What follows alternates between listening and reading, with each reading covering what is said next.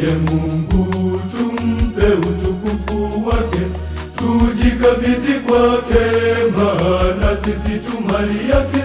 Mali tulizo nazo zote tuzikabidhi kwake, kazi tulizo nazo zote tuzikabidhi kwake, akazibariki.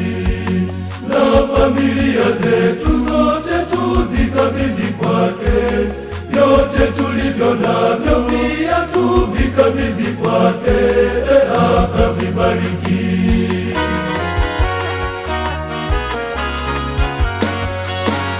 Maajabu ya mwanadamu hayatendayo, anatawala dunia bila kujalia kwamba Mungu yupo.